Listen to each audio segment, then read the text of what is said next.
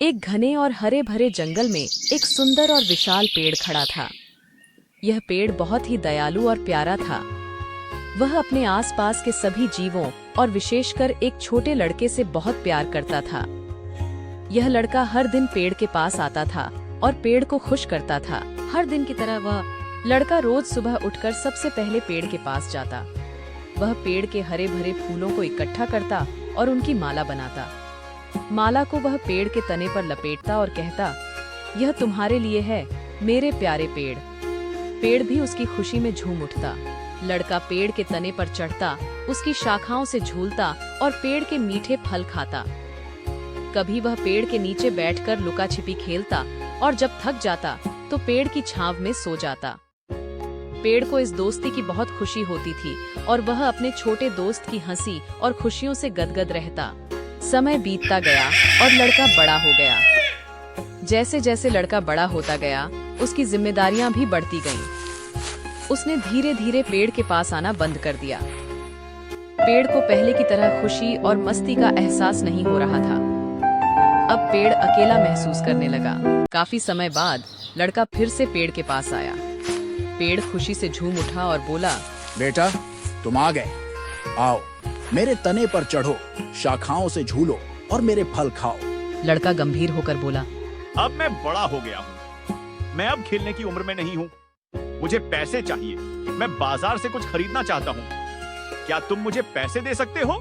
फिर पेड़ ने सोचा और कहा, मेरे पास पैसे नहीं हैं, लेकिन तुम मेरे फल तोड़ सकते हो और उन्हें बेच सकते हो। तुम्हें पैसे मिल जाएंगे। लड़का पेड़ के सभी फल तोड़कर ले गया। उसके बाद वह पेड़ के पास नहीं आया। पेड़ बहुत उदास हो गया और उसकी खुशी वापस नहीं आई। कई सालों बाद लड़का फिर से आया, लेकिन अब वह जवान हो चुका था और शादी के लिए तैयार था। लड़के ने पेड़ से कहा, मेरी शादी हो चुकी है। मुझे पत्नी और बच्चों के लिए एक घर चाहिए। क्या तुम मुझे एक घर दे सकते हो? फिर पेड़ ने कहा, मेरे पास घर नहीं है, लेकिन तुम्हारी मदद के लिए तुम मेरी सारी शाखें काट कर ले जाओ। इनसे तुम एक घर बना सकते हो।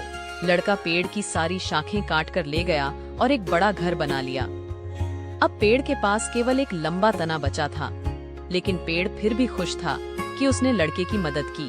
कुछ सालों बाद लड़का फिर से आया। अब वह एक सफल व्यापारी बन चुका था और उसे समुद्र पार जाना था। लड़के ने पेड़ से कहा, मुझे व्यापार के सिलसिले में समुद्र पार जाना है। मुझे एक नाव चाहिए। क्या तुम मुझे एक नाव दे सकते हो? फिर पेड़ ने जवाब दिया, मेरे पास नाव नहीं है, लेकिन तुम चाहो तो मेरा तना काट कर उसे नाव बना सकते हो। लड़का पेड़ का तना काट कर ले गया और एक बड़ी नाव बना ली। अब पेड़ का केवल एक ठूंठ ही बचा था। पेड़ फिर से अकेला और उदास हो गया। कई सालों के बाद एक दिन एक बूढ़ा आदमी पेड़ के पास आया। पेड़ ने उसे पहचान लिया और कहा, मुझे माफ करो बेटा, अब मेरे पास देने के लिए कुछ भी नहीं बचा है। मेरे फल, शाखें और तना अब सब खत्म हो चुके हैं। मैं तुम्हें कुछ नहीं दे सकता। बूढ़ा आदमी मुस्कुराया और कहा, मुझे अब कुछ भी ज्यादा नहीं चाहिए। मेरे दांत भी नहीं हैं जो फल खाने के लिए, और मेरी ताकत भी नहीं है शाखाओं से झूलने के लिए। मुझे बस आराम से बैठने के लिए एक जगह चाहिए।